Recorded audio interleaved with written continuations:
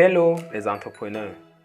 Dans la précédente vidéo, nous avons défini le plan d'affaires, nous avons donné ses principaux objectifs et nous avons également donné son contenu. Nous allons poursuivre notre étude en analysant de manière plus détaillée les différentes parties du plan d'affaires.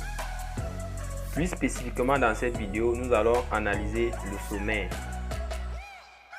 Restez connectés jusqu'à la fin de la vidéo, on vous explique tout.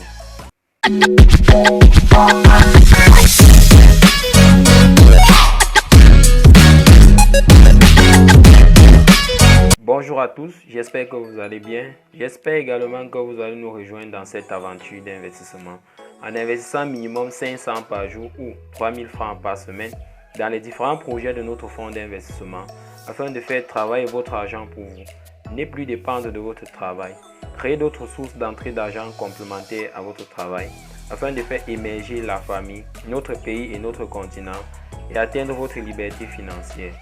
Parmi les différents projets de notre fonds d'investissement actuel mis à votre disposition, nous avons d'abord le développement et la commercialisation des actifs immobiliers, dont le premier est en cours dans la zone de Yaoundé, constitué de 4 logements, et le négoce des matières premières, dont le premier point de vente sera lancé au 4e trimestre de l'année 2023 d'après nos prévisions, dans la zone de Yaoundé également.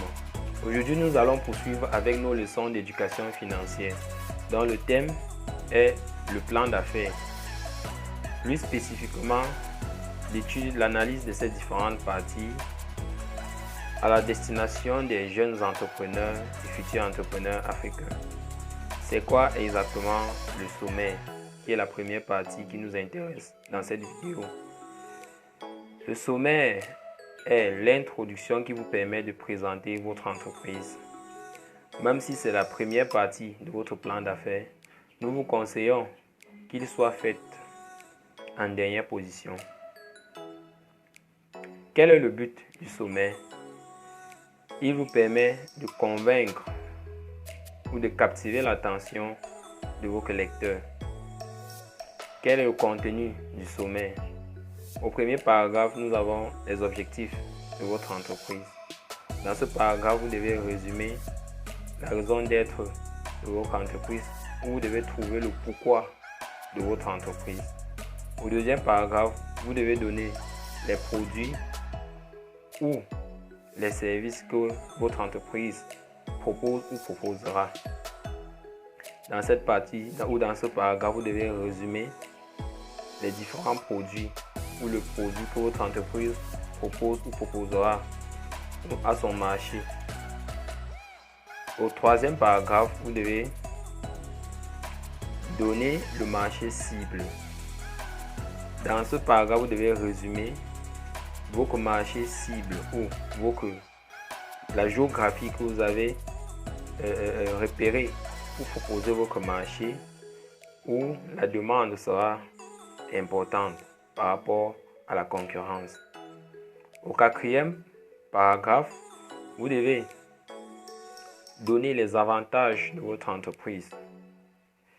Dans ce paragraphe, vous devez résumer la particularité de votre entreprise par rapport à la concurrence, les points forts de votre entreprise. Au cinquième paragraphe, vous devez donner les compétences des différents membres de vos équipes.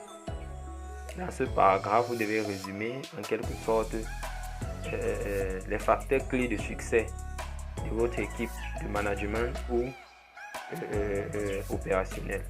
Donc dans cette partie ou dans ce paragraphe, vous devez essayer de donner le plus que votre équipe apporte ou apportera à votre entreprise par rapport à la concurrence. Et enfin, au sixième paragraphe, vous devez donner l'avantage ou le bénéfice que tirera ou que devraient s'attendre